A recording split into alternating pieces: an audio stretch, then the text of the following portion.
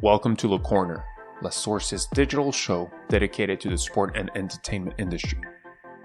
Every 2 weeks, we invite a professional to share their experience, background, and challenges. The sport industry moves fast, and having their insights is the best way to keep up to speed. Welcome to LeCorner.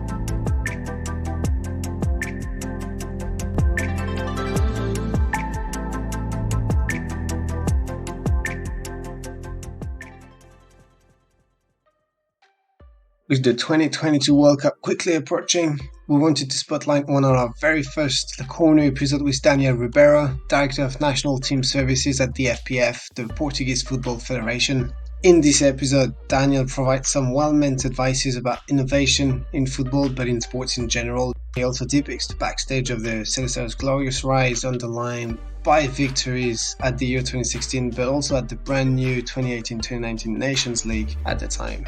We really hope you will enjoy this short track. If I take organizing a Champions League final, my first ever Champions League final, I arrived at UEFA in January, and the match was in May in Paris, Barcelona versus Arsenal in 2006. I had to jump in right away, but at the same time, I just didn't take what was already done and just go with it. No, I had to understand how the process, what's the overall objective for everybody, for the teams, for the referees, for the sponsors, for the broadcasters, for the staff itself, because at the end of the day, we also have to take care of the staff that's working on the project. And that's very important for me in terms of how I could be successful at my job. So what does that naturally entail is by doing that mental process of understanding how things are, you end up sort of subtly changing, or if you want to call it innovating, but you end up and you change because you want to improve on what was being done or how it's being done. And you end up subtly changing without it feeling like it was a revolution. And if I give you another example, when I moved to Portugal, our national team department, out of the 31 staff, 19 of them have been at the Federation for more than 15 years. So where is the uncomfort? I'm entering a new organization. Some people knew me from my UEFA days. Some people never worked with me. Some people never heard of me. And some people had a great relationship with myself. But 19 people that have been in an organization for more than 15 years, it's going to be very difficult to get them to innovate and get them to do things in a different way.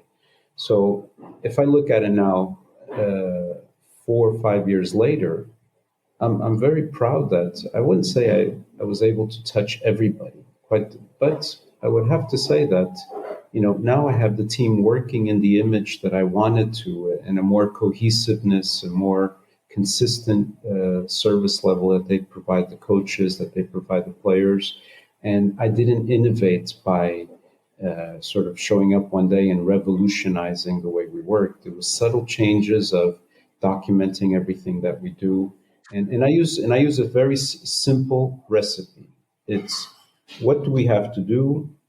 Who do we have that can do it? And how much money can we spend?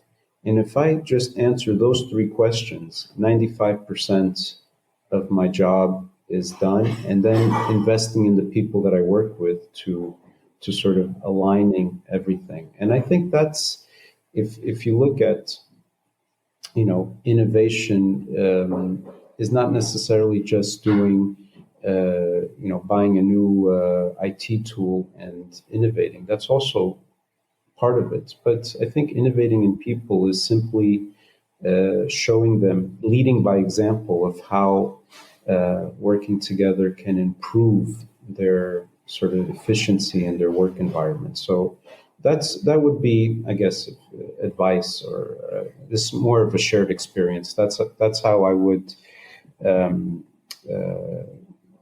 sort of share my experience by telling people to, not necessarily question everything that you do, but look at it from nuts and bolts, A to Z.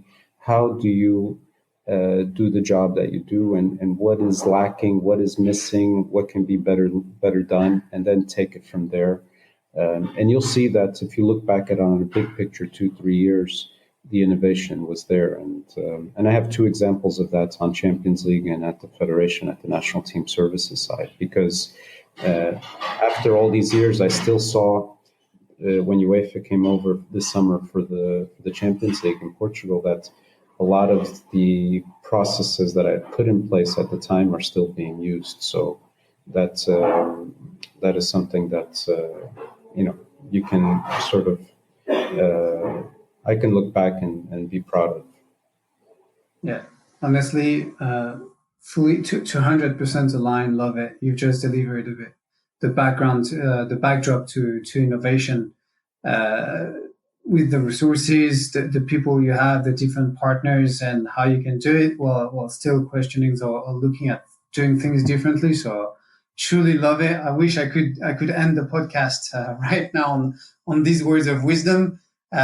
One final question for me, Danny, which is a bit more to get your views on the ecosystem or on the industry today. But which sports organizations do you see today to be one of the most innovative or the one delivering world-class events from your own perspective? Yeah, if you had to name one today, which one would that be?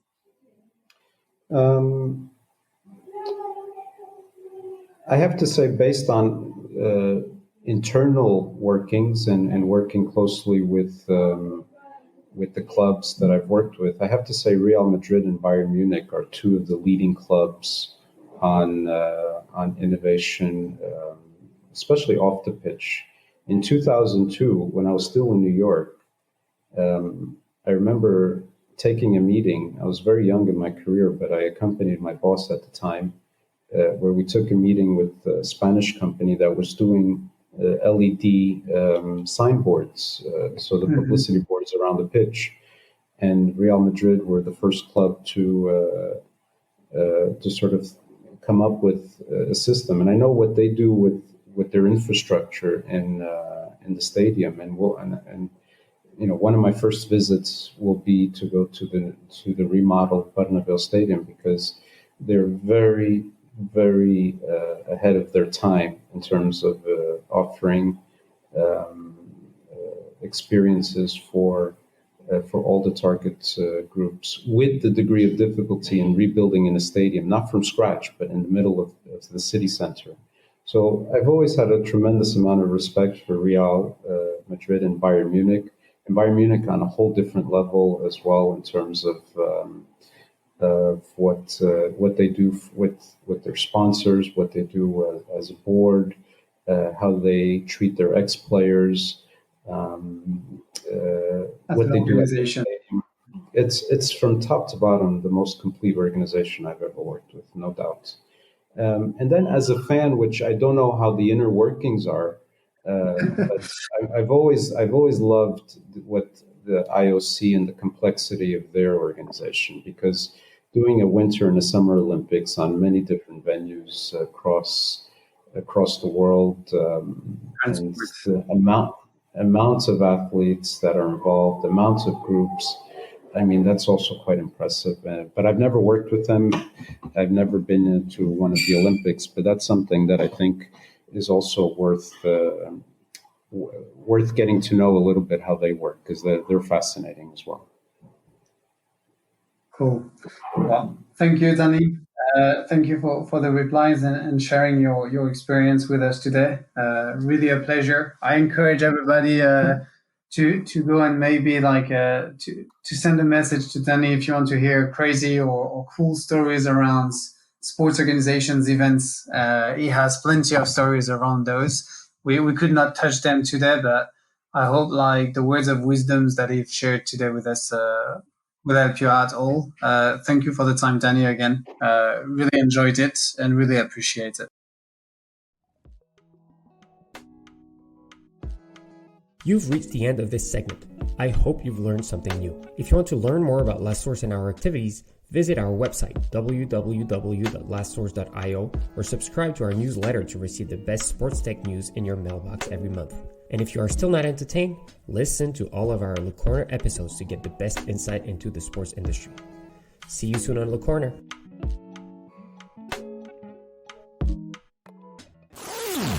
Le Corner.